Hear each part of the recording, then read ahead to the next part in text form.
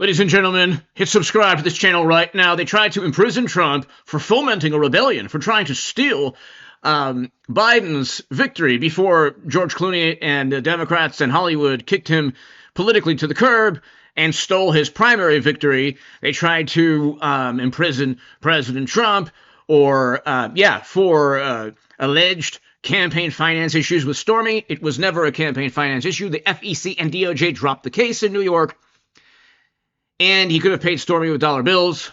That's another story. Trump didn't commit any crimes. On the other hand, the people who went after Trump committed almost certainly numerous crimes. In addition to the fact, not only did they set him up and frame him, and hit subscribe to this channel right now, but they're going to be indicted before midterms 2026, probably in the next 3, 4, 5 months. This is very important, ladies and gentlemen. They are accused of falsifying records, mortgage fraud, possible insurance fraud. This is not difficult to prove. It's not like trying to say that Trump fomented a rebellion. It's not an absurd leap of logic. It's not like saying that President Trump worked with the Kremlin to release damaging emails that showed that Clinton had top secret intelligence on private servers. I mean, the cover-ups were unbelievable by Comey and others, and then they went after Trump. Those were absurd leaps of logic. Trump worked with the Kremlin to release emails derogatory to the Democratic Party. If Democrats were corrupt and their own writing pointed to them cheating Bernie Sanders, well, then they were corrupt, and people found out. We all knew that. It wasn't a plot by another country. We know that now from Tulsi Gabbard and the release of declassified documents. But mortgage fraud is a very easy thing to prove. Now you have the Department of Justice, Ed Martin, prosecutor, standing outside the apartment where allegedly, and she could be innocent, but it's not looking good, and almost certainly they've already written the indictment for Letitia James. She stated something along the lines of having 4 units instead of 5 units, which is mortgage fraud, paying less in taxes. So a lot of these Democrats want to pay less in taxes. But let's continue. Listen to this. Then we'll get to Andrew Bailey. And Andrew Bailey will be one of the people, I think, who will indict Letitia James and a whole lot of others. Hit subscribe. Check this out. Is for the Justice Department. As for James, if we apply the Letitia James standard that she created, there'd be little question here. This seems pretty straightforward. What the administration is saying is this was not her principal residence. In fact, as a New York elected official, she had to say that her principal residence was in New York. This was an out-of-state residence. But also, they claimed that in some of these forms, she actually states that her father is her husband in order to file as a married couple.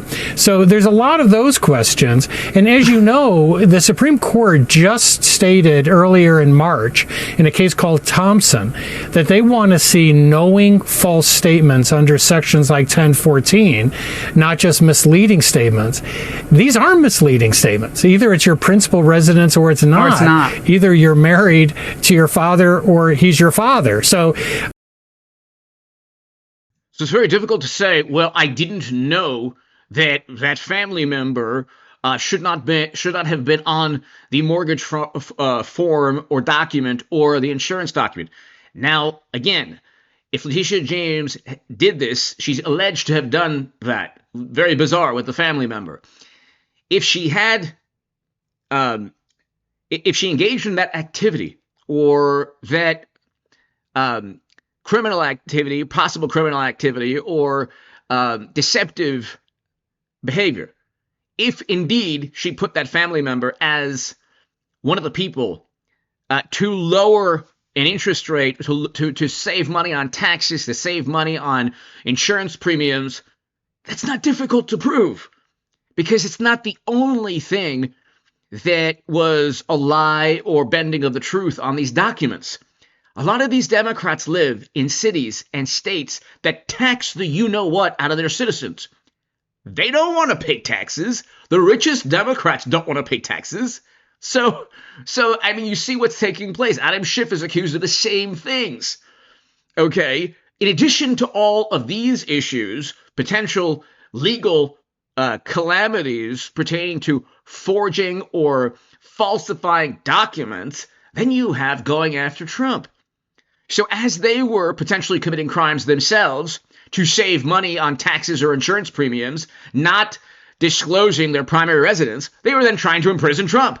And then now they're saying, oh my God, he's using the Justice Department against us. Like, you did that. You created this. You Democrats created this world. And now when people who set up and framed Trump, because it's completely outlandish, the fact that they would accuse Trump without a shred of evidence, and the evidence being manufactured and purchased with a Steele dossier that BuzzFeed published. Do you think BuzzFeed would publish a dossier purchased by President Trump and Rudy Giuliani and the Republican National Committee? Of course BuzzFeed wouldn't.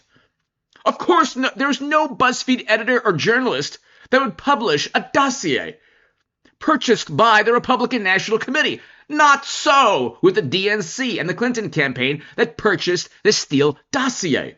Democrats, liberals, progressives would never in a million years allow Trump to behave in the manner that they behave towards him. Let's continue. They can this can satisfy the Thompson standard. Yeah, well, Jonathan, we reached out to the DOJ, and they have no comment on this referral. We also reached out to Attorney General James, who did not respond to us either. So, again, everyone wants the best interest rate you can get. I understand that. But, you know, she's a lawyer. She knows that when you sign a mortgage application, that mortgage application, if you're borrowing money, if you're not borrowing money, nobody cares whether it's your principal residence, except, you know, where you file your taxes. But she decided to state that that was her principal residence, knowing it was not her principal residence. I didn't even know she had property. I mean, I guess she had property in Virginia and she has rental or investment property in New York. That's fine. But in the New York matter, to get the favorable rate, the building could only have 4 units. But for, it looks like the entirety of this building, it had 5 units, meaning it was in violation of the actual loan agreement. And again, this is not a novel application of the law, Jonathan. As you stated during the persecution of Donald Trump, she was using all these novel applications of law to go after him. This isn't novel. This is a black and white issue. You either did or you didn't. Right, and this has been prosecuted in the past. Now, we have not heard her side of this. So this is not difficult to prove. What took place is Ed Martin, the DOJ prosecutor, took a picture in front of the apartment apparently today. And the people were saying, oh my God, look what he's doing. Oh my God. It's like, well, that's the apartment that allegedly Attorney General James stated had 4 units instead of 5 units. Well, I mean, do you not know how many units an apartment that you have, that you own, contains? Of course, if you're saying it's 4 units and the threshold where you're going to pay more in taxes, property taxes, or insurance is 5 units, and you say 4 units, you might be doing it to save money. Check this out with Andrew Bailey. Missouri, Andrew Bailey has filed a lawsuit against the state of New York. He says the New York prosecution and gag order of Donald Trump violates Missourians' First Amendment rights. And Missouri Attorney General Andrew Bailey himself joins us this morning. Great to have you here, sir. Let me start here. On what grounds are you suing? Well, radical progressives in blue states are using lawfare against President Trump to try to hijack a national election. And Missouri has a sovereign interest in participating in the presidential election on equal footing with other states. We can't let a rogue prosecutor and a collusive judiciary in New York upend our right to have access to and hear from a presidential candidate. And yet that's exactly what happened. This gag order was never constitutional. There's a strong presumption against gag orders because they violate a First Amendment right to speech. President Trump, as a national political figure, as a chosen political candidate for president, has a right to speak to the public. And the First Amendment not only protects the speaker's rights, but the listener's rights to hear as well. And so Missourians who want to hear from a presidential candidate in the heat of a campaign in the most consequential presidential election in this nation's history are being denied that process. And this, ladies and gentlemen, is the number 2 now at the Federal Bureau of Investigation. Why do you think he's the number 2 at this moment?